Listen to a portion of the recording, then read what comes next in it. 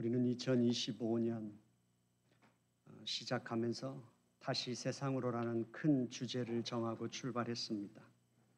그리고 처음으로 우리가 함께 나누었던 말씀은 교회는 밀물과 썰물이 반복되듯이 모이는 교회와 흩어지는 교회가 교회의 존재 이유와 교회의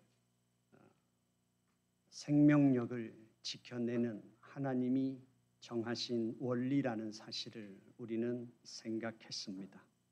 그리고 교회의 모습은 이 세상 하나님 앞에 범죄한 인간이 만들어 놓은 모든 차별과 벽을 허물고 화해해서 하나님과 인간과 인간, 자연과 만물 사이의 모든 것이 서로 화해하도록 만드는 것이 교회의 모습이다라는 것을 함께 나누었습니다. 이제 우리가 세상으로 나가야 하는데 그러면 우리는 누군가 하는 것에 대해서 우리 자신이 오늘 함께 생각해 보고자 합니다. 한국 교회뿐만 아니라 한국 교회는 미국 교회를 많이 모방한 것이 사실입니다. 그리고 한국 교회가 너무 긴 시간 동안 한쪽으로 치우쳐져 있었던 것이 복음 전도였습니다.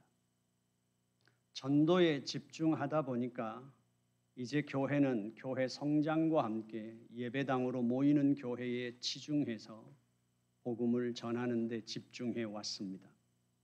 그로 인해서 복음을 전함으로 말미암아 우리에게 초점을 두었던 건 하나님은 사랑의 하나님이시라는 사실이었습니다. 그 하나님은 사랑의 하나님이라는 것이 좀 더 친밀한 말로 하나님을 아바 아버지라 부를 수 있는 우리의 신분에 관해서 나누었습니다. 그 시간이 길게 오면서 이제 한국 교회가 놓친 것이 있습니다. 그것은 더 깊어짐, 더 넓어짐, 더 높아짐이라는 성숙에 관한 문제가 우리에게 놓쳤던 것이 사실입니다. 이제 교회는 커졌습니다. 그러나 우리에게 있어서 우리 그리스도인들이 놓치고 있는 것이 그리고 잘 모르는 것처럼 망각하고 살아가는 것이 무엇인가 하면 우리는 신성함을 놓쳤습니다. 세상은 우리가 살고 있는 세상은 이 세상의 최상의 권위를 가진 것이 인간이라고 주장하고 믿고 그렇게 사는 시대에 우리는 살고 있습니다. 그래서 우리는 모든 것을 우리 스스로 결정할 권한이 있다고 생각하고 우리가 선택할 수 있도록 우리를 설득하라고 주장하는 시대에 살고 있습니다. 세상이 그렇다 하더라도 이제 교회조차도 우리는 하나님조차도 우리가 중심인 것을 인정해달라고 요구하는 것 같은 교회의 모습, 성도들의 모습이 분명히 있다는 것을 우리는 부정하기 어렵습니다. 우리조차도 신성함, 인간이 감히 가까이 할 수 없고 두려워할 만큼 고결함 그리고 거룩함이라는 것을 우리는 놓치고 있다는 사실이죠. 한번 생각해 볼까요? 여러분들은 이런 이야기들을 들으면서 속에서 어떤 생각이 올라오는지 한번 들어보십시오. 다윗이 이제는 하나님의 언약궤를 이제 더 이상 아비나답의 집에 머물도록 저렇게 두어서는 안 되겠다. 하나님의 언약궤를 반드시 이제 모시고 와야 되겠다고 작정을 했습니다. 그래서 다윗이 이제 그들 가운데서 군사를 선택합니다. 그리고 3만 명을 모집합니다. 이제 아비나답의 집에서 그것을 가지고 나옵니다. 그리고 난 다음에 그 아비나답의 아들 웃사가 그리고 야효가 이제 수레에 싣고 새 수레에 언약궤를 싣고 그것을 옮기자. 옮기는 과정 속에 순탄해 보였습니다. 그렇지만 나곤의 타작마당에 이르렀을 때 이유를 알 수 없이 소들이 날뛰기 시작했고 수레에 실렸던 언약궤가 떨어질 것 같은 상황이 닥쳤습니다. 웃사가 그 언약궤가 떨어지지 않도록 손으로 붙잡았습니다. 하나님은 그 웃사를 심판해서 죽이셨습니다. 그 상황에서 웃사는 어떻게 해야 했을까요?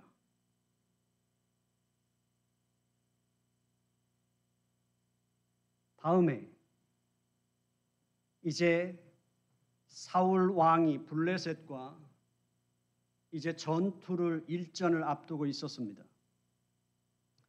이제 블레셋에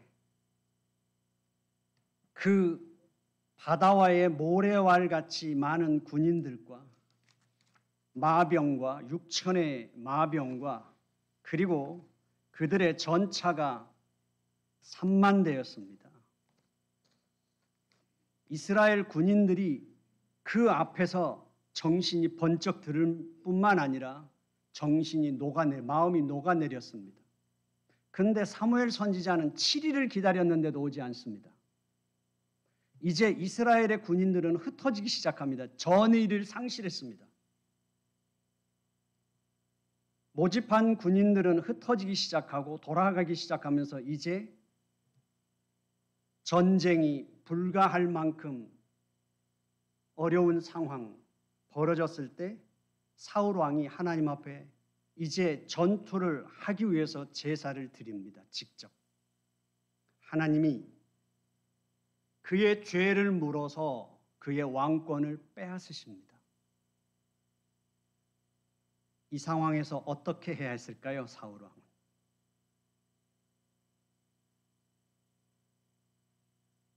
모세의 경우는 어땠을까요? 물이 없어 백성들이 모세와 아론 앞으로 다 달려들었습니다.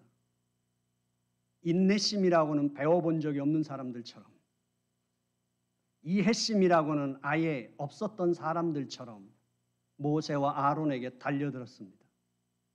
모세와 아론이 너무 절박해서 하나님 앞에 엎드려 기도했습니다. 하나님이 말씀하십니다. 다 불러 모아라. 그리고 바위를 향해서 외쳐라. 그러면 그들이 물을 먹고 마실 수 있을 것이고 나의 나됨을 알게 될 거다. 그런데 모세가 이제 화가 났던 것 같습니다. 불러 모았습니다. 그리고 그들을 향해서 이렇게 말했어요. 불순종의 자식들 같은 사람들.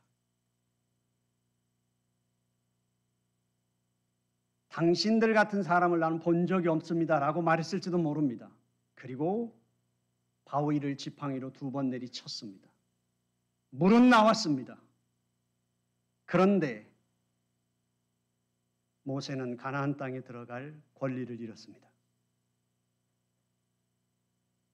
여러분들은 이 상황을 어떻게 생각하십니까? 하나 더 신약에 와서 볼까요? 이제 교회가 태동했습니다. 탄생했고 이제 유월절을 지키러 왔던 사람들이 원래의 여행 계획대로 경비와 일정을 잡고 왔는데 전혀 예상하지 못한 오순절 성령 강림 사건으로 말미암아 그들은 예루살렘에 더 머물게 됐습니다. 그리고 복음을 믿고 그들은 개종했습니다. 그리스도인 됐습니다. 교회는 그들을 섬겨야 했고 이제 헌신된 그리스도인들을 통해서 그들을 먹여주고 재워주면서 복음을 전했습니다. 아나니아와 삽비라도 거기에 동참하기로 작정을 하고 자기의 전 재산을 팔아 교회에 헌금하기로 작정을 했습니다. 그런데 그들은 전부를 드리지 못하고 일부를 드렸습니다. 그랬는데 그들은 성전에서 즉사를 했습니다. 이 네 가지의 이야기를 들으면서 어떤 생각이 드세요? 그들의 행위보다 하나님의 심판이 훨씬 과했다는 생각이 드세요? 너무 심하지 않으셨나? 웃사가 만약에 하나님의 언약궤라는 것이 아니었다면, 하나님에 대한 그의 신앙심이 아니었다면 언약궤가 떨어지든 말든 뭔 상관이 있었겠어요? 사울 왕이 그가 하나님을 무시했다는 것 때문에 그랬다면, 하나님을 무시했다면 사무엘을 7일까지 기다렸을까요? 아니, 전쟁에서 가장 확실한, 가장 좋은 타이밍을 그는 잡아서 전투를 시작하지 않았을까요? 하나님에 대한 신앙 때문에 그는 7일을 기다렸고, 하나님에 대한 신앙 때문에 전쟁을 하나님께 의뢰하는 제사를 그는 드렸어요.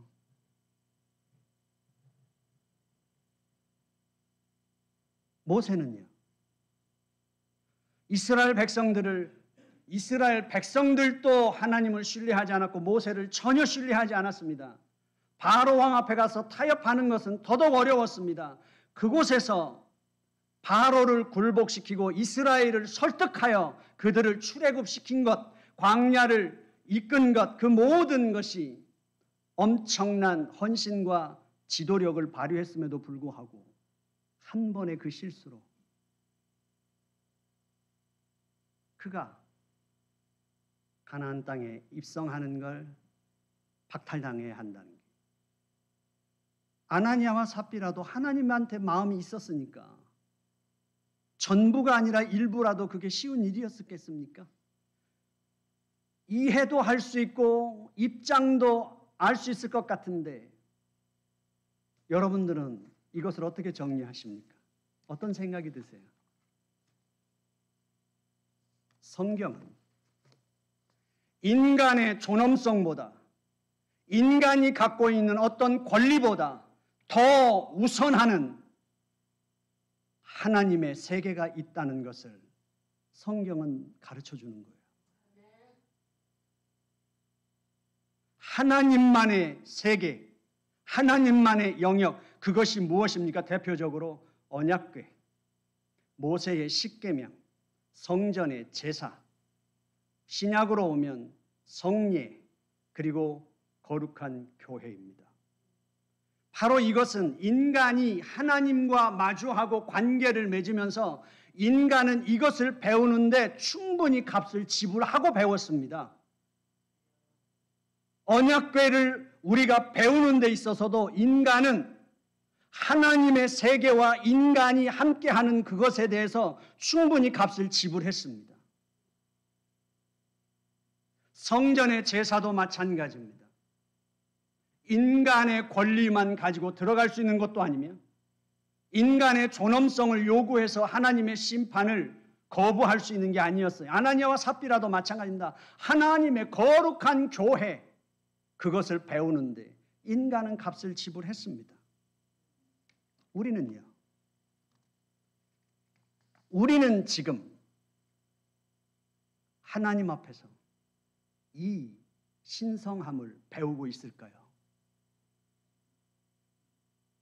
우리가 모이고 우리가 함께하고, 아니 우리의 일상 속에서 우리는 바로 이 근접할 수 없는 존귀하고 영광스러운 그 하나님의 백성으로 우리는 그것을 느끼며 그 권위 아래서 살아가고 있을까 하는 것이죠.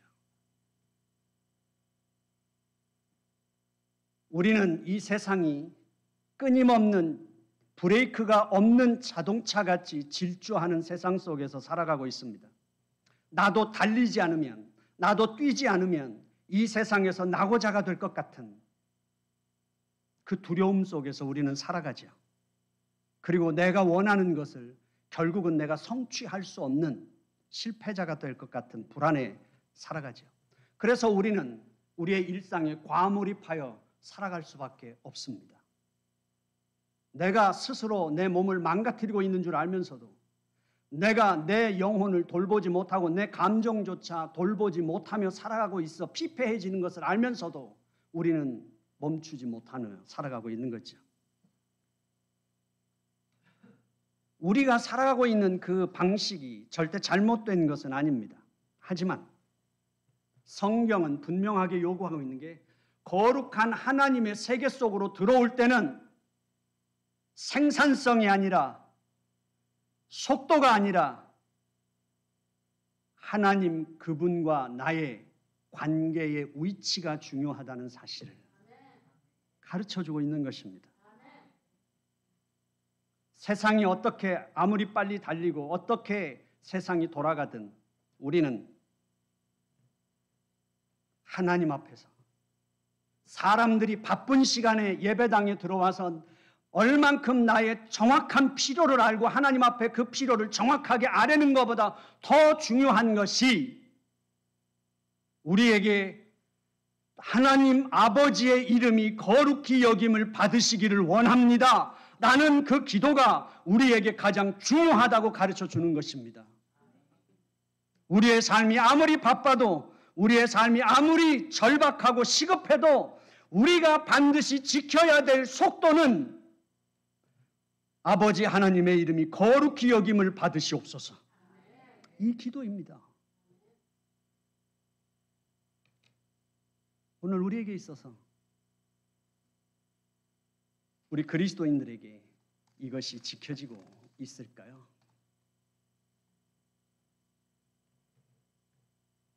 우리는 많은 것에 대해서 이제 부족할 것이 없을 만큼 소유하고 있습니다. 물질이든 정신세계에 관한 것이든 영적이든 마찬가지입니다. 여러분은 교회에 주님의 교회에 가족이 된다는 것에 대한 영광을 느껴보신 적이 있으십니까? 아니면 가장 최근에 느껴보신 적은 언제입니까? 에베소서 5장 29절 30절에 보면 누구든지 언제나 자기 육체를 미워하지 않고 오직 양육하여 보호하기를 그리스도께서 교회에게 함과 같이 하나니 우리는 그 몸의 지체입니다. 언제든지 누구든지 자기 자신을 어떻게 받아들이느냐? 예수 그리스도와 한 몸인 것으로 받아들인다는 거예요. 만약에 여러분들이 다른 사람들을 바라보면서 나도 저 사람한테 뒤처지지 않고 오히려 저 사람보다 더 앞서서 살아가야 되겠다고 생각하는 것이 여러분들의 인생의 최대 목표라면 여러분들은 이 말씀을 묵상할 여유가 없을 겁니다. 한번 묵상해 보십시오. 신이 어떻게 인간과 한 몸이 될 수 있을까요? 신이 인간의 몸의 일부가 된다는 것, 머리가 되시든 인간이 신과 한 몸이 된다는 것이 과연 여러분들은 받아들여지고 이해가 되십니까?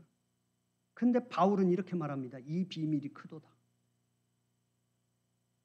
이 비밀, 감춰졌던 것이 아니라 나만 아는 것이라서 비밀이 아니라 인간의 언어로는 인간의 지식으로는 설명 불가하고 한계를 느낄 수밖에 없는 인간의 초라함을 느낄 수밖에 없는 그 하나님의 엄청난 비밀이 여러분들에게 느껴지시냐 하는 것이죠. 태양은 지구로부터 9,300만 마일 밖에 있답니다. 그런데 그 태양조차도 인간은 똑바로 볼 수 없습니다. 그 태양의 지금의 거리보다 지구와 태양의 거리가 조금만 가까워져도 인간은 살 수 없습니다. 하물며 해보다 더 빛나시고 영광스러우신 그 하나님과 내가 연합된다는 것, 하나를 이룬다는 게 가능한가? 하지만 하늘에 있는 천사들도, 하늘에 있는 천상의 세계에 있는 피조물들도 그분 앞에서는 자신들의 얼굴을 가리는데, 우리는 가리는 것이 아니라 그분의 일부가 되고 그분이 우리의 몸의 일부가 되신다. 이게 성경을 몇 독 했느냐? 오늘은 내가 성경을 석 장 읽어야 되겠다가 아니라, 내가 성경에 대한 얼만큼의 지식을 갖고 있느냐가 아니라, 우리에게 성경 공부가 필요한 이유, 우리가 성경을 읽어야 하는 이유, 우리가 말씀 안에 살아 있어야 하는 이유, 바로 그것은 바로 이것 때문입니다.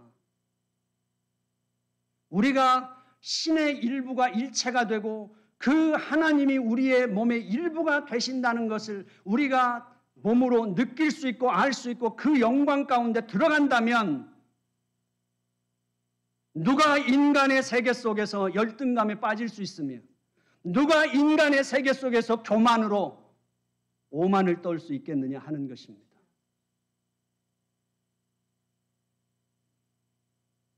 하나님은 왜 인간을 이토록 사랑하시는가? 하나님은 왜 우리와 일체를 만드셔서 우리로 하여금 하나님과 떨어질 수 없는 존재로 우리를 만드시고야 마는가?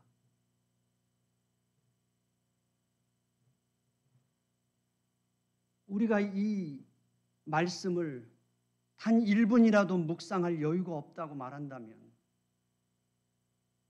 이 말씀 앞에서 우리가 하나님을 찬양할 수 있는 여유가 없이 우리의 삶이 바쁘다고 말한다면 어떡하겠어요? 하나만 더 생각해 볼까요? 우리는 역사의 주인이 하나님이시라고 말하고 우리는 그 하나님의 계획 속에서 살아가는 존재입니다. 우리는 우리 아버지하고 어머니가 결혼해서 낳은 자식이기 이전에, 성경은 이 세상의 기초가 놓이기 이전에 하나님의 계획 속에 우리가 이미 있었다고 가르쳐 줍니다. 한번 생각해 보십시오. 이것이 우리에게 와닿는다면 우리가 어디 가서 내 자신이 작다고 말할 수 있으며 나 같은 것이 라는 표현을 어디서 쓸 수 있겠습니까? 어디 가서 우리가 너 같은 것이라는 표현을 쓸 수 있겠습니까?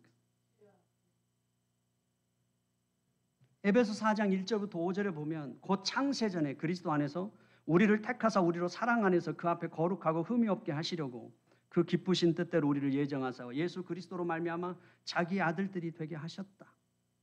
우리는 우연한 존재도 아니며 우리 아버지 어머니의 부모에 의해서 내 인생이 좌우되는 존재도 아니며 우리 아버지 어머니의 학력과 권세와 사회적인 지위와 경제적인 부에 따라서 나의 사회생활과 앞으로의 인생의 향방이 결정되는 존재가 아니라 하나님의 역사하심 속에, 계획 속에 우리는 이미 그 이전부터 존재했다는 거예요. 그러니까 하나님이 그렇게 계획해 놓으셨으니까 우리는 하나님 앞에서 그냥 하나님 뜻대로 살면 되는 거네가 아니라 우리는 다시 돌아봐야 합니다. 10시에 안정희 지휘자가 오늘은 영상을 보내줬어요. 12월 13일 날 쌍둥이 나왔거든요. 일주일에 한 번씩 사진을 보내줘요. 사진을 보내면서 너무 신비로워해요. 쌍둥이 키우냐고 힘들다는 말도 안 해요. 계속 사진 보여주고 이렇게 해서 보내주고 저렇게 해서 보내주고, 하나님이 이 세상의 기초가 있기 전에 우리를 계획하셨다는 것, 창세전에 계획하셨다는 것은 바로 안정희 지휘자가 그 쌍둥이를 보면서 앞으로 자기가 어떻게 살아야 될 것인가 희망에 부풀고 그 자녀들을 앞으로 어떤 인생을 살게 하고 싶다는 그 가슴 부푼 생각으로 자기 인생의 길을 놓듯이 하나님은 우리에 대한 영원한 그 세상의 기초가 놓이기 전이라는 것은, 우리 외에 다 주어진 모든 것은 우리를 향하신 그 하나님의 가슴 뛴, 그 벅참, 그것을 향하여 우리에게 주신 하나님의 은총이라는 것입니다. 오늘 우리가 그것을 느낀다면 이 하나님의 말씀 앞에 서서 이것을 느낄 수 있다면 오늘 우리는 우리의 인생이 조금 곤고하고 피곤하고 짓눌리는 것 같은 시간 속에서도 이 말씀이 우리 속에 들어오고 우리가 이 말씀 속에서 하나님의 세계 안으로 들어갈 수 있다면 그것이 아침 안개 거치듯이 거치지 않겠어요? 내가 하나님 앞에 선택받은 존재라는 사실 하나로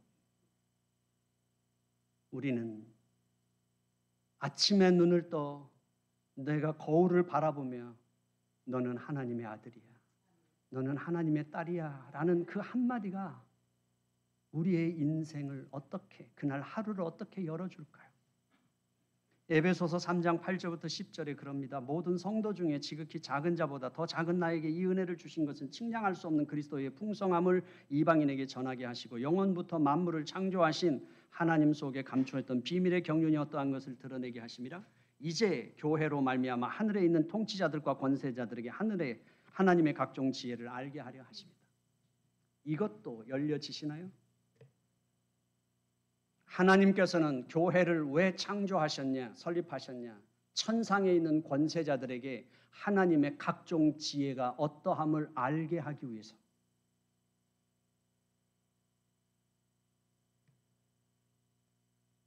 이방인에게 그 복음을 드러내는 그 비밀을 드러내는 것뿐만 아니라 천상의 권세자들에게 하나님의 각종 지혜를 알게 하기 위해서.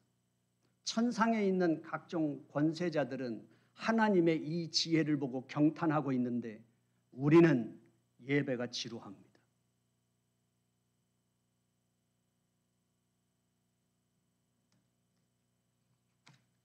우리는 보았습니다. 에베소서 2장에서 3장에서 이방인과 유대인이 하나가 되는 것, 천상의 권세자들이 이렇게 놀라는 겁니다. 저게 가능했어? 인간이 서로 손을 잡는 게 가능해? 인간이 한 몸을 이루는 게 가능해? 인간이 한 가족이 되는 것이 가능해? 아니 어떻게 예수 그리스도가 십자가에서 죽으심으로 말미암아 인간이 신의 일부가 되고 하나님이 우리 인간의 일부가 된다는 것이 가능해? 어떻게 언어가 다르고 국가가 다르고 민족이 다르고 모든 것이 다른 인간의 열방이 우리와 함께 한 가족이 될 것이며 한 몸을 이룰 것이며 한 성전이 된다는 것이 가능해? 그러나 우리는 믿습니다. 마지막 때 모든 열방이 주께 돌아와 우리와 한 가족이 될 것이며 우리는 한 성전으로 지어져 온전한 하나님의 백성이 될 것을 믿습니다. 천상의 존재들은, 천상의 권세자들은 이 하나님의 지혜를 보고 숨을 죽이며 경탄하고 있는데 우리는 무덤덤합니다. 초대교회는 자신들이 하나님의 몸의 일부라는 성전이라는 사실을 알았을 때 감격하며 그들은 고난을 감수하면서도 찬송할 수 있었습니다. 멋있는 오케스트라가 있는 음악이나 멋진 영상이나 매력적인 지도자들이 그들에겐 우선적으로 필요하지 않았습니다. 성능이 뛰어난 음향도 조명도 필요하지 않았습니다. 그들은 순수한 복음에 빠져있는 것으로 충분했습니다. 하나님의 역사 그것이 그들에게 있어 그 어떤 것과 비교할 수 없고 바꿀 수 없는 예수님이 말씀하신 대로 밭에 묻힌 보화를 발견한 것 자들의 그 모습이 바로 초대 교인들이었습니다. 우리는 어떨까요? 우리는 필요한 게 너무 많습니다. 부족한 게 너무 많습니다. 이것이 저 자신도 두렵습니다. 저 자신도 수없이 인간적인 방법을 모색한 목회자였고 수없이 나 자신을 주장했던 목회자였기에 하나님 앞에 부끄럽고 두렵습니다. 그보다 더 두려운 것은 하나님의 세계의 눈을 뜨지 못한 채로 목회자로 산 시간은 더 두렵습니다. 그보다 더 두려운 것은 이 세상 그 무엇과 비교할 수 없고 바꿀 수 없는 그 신성한 하나님의 세계를 얻고 누리고 살아가는 우리들이 그 하나님의 복음을 이 세상에서 가장 값싼 복음으로 만들어버린 교회가 회개해야 되지 않을까요? 우리 스스로 다 하나님 앞에 회개해야 되지 않을까요? 우리는 우리의 크기로 세상과 맞서서 이기려 했습니다. 우리는 우리의 숫자로, 우리의 능력으로 세상을 변화시킬 수 있을 거라고 생각했습니다. 아니요. 세상은 하나님이 바꾸십니다. 그리고 세상에 우리가 여기 와야 구원받는다고, 하나님 믿어야 구원받는다고 우리가 세상과 교회의 금을 긋는 것이 우리와 세상이 다른 점이 아니라 우리의 주인이 누구신지 그 주인의 권위 아래 우리가 순종하는 그 모습, 그 가치를 따르는 그 모습 속에서 세상은 우리가 교회와 세상이 다르다는 것을 선명하게 볼 것이고 그 선명함이 드러날수록 우리의 복음은 더 선명하게 전파될 줄로 믿습니다. 우리의 언어가, 우리의 모습이 세상에 복음으로 증거되기를 주님의 이름으로 축원합니다. 기도하겠습니다. 하나님 아버지, 두려운 마음으로 하나님 앞에 말씀을 나누었습니다. 아버지 하나님, 우리의 정신을 깨워주시고 우리의 심령을 깨워주시옵시사. 우리 자신을 보게 하여 주옵소서.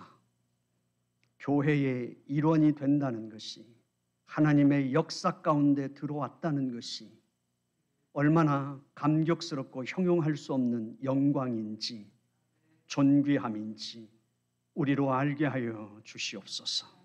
그래서 아버지 하나님, 우리가 동일한 세상의 수레바퀴 속에 살아가는 것 같지만 세상에 갇히지 않고 하나님 나라의 백성인 것이 우리에게서 세상이 볼 수 있도록 드러나도록 하나님 우리를 깨워 주옵소서. 아버지, 우리가 누구인지를 모르고 살아가는데 세상이 우리를 깨워주지 않을 것이며 우리가 우리의 존귀함을 모르고 살아가는데 세상이 우리를 존귀하게 대하지도 않을 것입니다. 아버지 하나님, 우리를 깨워 주시옵소서. 예수님의 이름으로 기도드려 싸움나이다. 아멘.